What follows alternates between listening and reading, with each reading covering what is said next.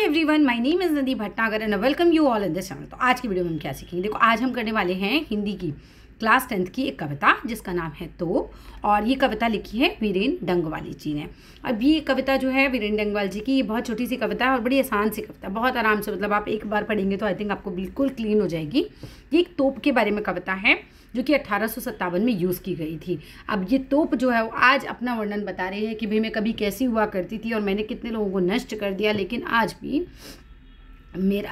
भी मैं हूँ तो सही कह सकते हैं, लेकिन मैं पूरी तरह से नष्ट हो चुकी हूँ, बेकार हो चुकी हूँ। अभी तो बच्चे मेरे ऊपर बैठ जाते हैं, चिड़िया मेरे ऊपर बैठ जाती है ना, बच्चे घुड़सवारी कर लेते हैं। तो वो आज अपनी स्थिति को बता रही है और एक तरीके से हमें बताया जा रहा है कि कोई कितनी भी बड़ी बुराई हो तो को एक बुरी चीज़ के रूप में दिखाया गया, बिकॉज ये लोगों को मारने के काम आती है, तो उसका एक ना एक दिन अंत तो होना ही होता है। तो चलिए शुरू करते हैं। कंपनी बाग की मुहाने पर, मुहाने मतलब क्या होता है बच्चे? प्रवेश द्वार पर, जहाँ से अभी एंट्री होती है, धर रखी गई है। ये है 1857 की तोप।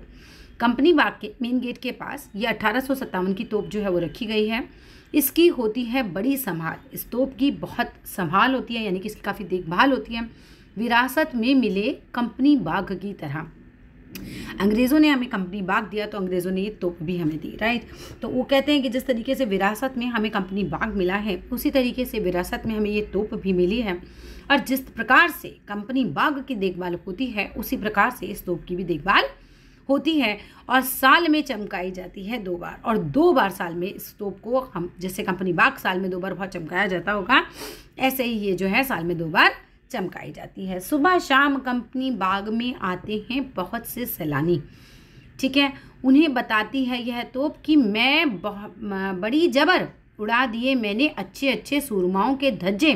लाइनों से ये समझ पा रहे होगे आराम से कि जब सैलानी है ना, घूमने वाले आते हैं यहाँ पर, तो क्या होता है, तो बताती है उन्हें ये कि मैं बहुत जबर थी, है ना, मैं बहुत शक्तिशाली थी, मेरे अंदर बहुत ज़्यादा ताकत थी और मैंने उड़ा दिया अच्छे अच्छे सूरमाओं, अच्छे अच्छे वीर जो लोग थे, मैंने उनको एकदम उड़ा दिया। उनको मतलब मैंने उनके क्या कहते हैं वो, उनको मार दिया, है ना।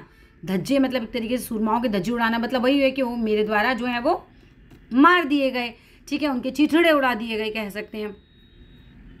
आगे देखिए, अच्छे अच्छे सूरमाओं के धज्जे अपने ज़माने में, लेकिन ये सब उन्होंने कब किया था? जब उनका ज़माना था। आज तो को कोई नहीं पूछ रहा, आज तो बस एक सजाने की चीज़ बन के रखी हुई है। अब तो बहरहाल छोटे लड़कों की घुड़सवारी से अलग ये फॉरिंग है। अब तो वो बोल रहे हैं कि बस मेरा तो हालत ही हो गई है कि मैं, जैसे छोटे बच्चे होते हैं ना, वो क्या करते हैं, वो मेरे ऊपर आके क्या करते हैं भैया, फॉरिंग मतलब खाली है, मुक्त है, वो यहाँ पर घुड़सवारी करते हैं। जब भी मैं खाली रहती हूँ ऐसे, तो क्या होता है, मेरी स्थिति इतनी बुरी हो चुकी है, तो की स्थिति इतनी बुरी है कि छोटे बच्चे इस पर आके क्या करते हैं भैया, घुड़सवारी करते हैं। जब बच्चे इस पर नहीं खेल रहे थे, जब ये फॉरिंग होती है, यानी कि जब ये खाली होती है, तो उस पर बैठकर चिड़िया ही अक्सर करती हैं गपशप। यानी कि जब बच्चे नहीं खेल रहे थे, जब वो फॉरिंग होती हैं बच्चों से, यानी खाली होती हैं बच्चों से, तो चिड़िया आती हैं इसके ऊपर बैठ के क्या करती हैं, बातचीत करती हैं, गपशप करती हैं, और कभी कभी शैतानी में वे इसके भीतर भी घुस जाती हैं। और चिड़िया इतनी शैतान होती हैं, कभी कभी इस तोप के अंदर, मेरे अंदर भी घुस जाती हैं, खासकर गौरैया। और खासकर गौरैया जो है वो मेरे अंदर घुस जाती हैं। वे बताती हैं कि दरअसल कितनी भी बड़ी हो तोप, कि तोप यानी कि बुराई कितनी भी बड़ी क्यों ना हो, एक ना एक दिन तो उसका मुंह बंद होना ही होता है, ठीक है। कि कोई भी चीज़, कोई भी कितना भी शक्तिशाली क्यों ना हो, एक ना एक दिन तो निश्चित ही उसका अंत होता है। और हमारे यहाँ पोएम का भी अंत हो गया। Yes it is, I think कितने से मिनट में पोएम खत्म हो गई? 3-4 मिनट का वीडियो है। आराम से रिवाइज भी कर लेना 1-2 बार और अच्छे से तैयारी करके जाना। Thank you, bye bye.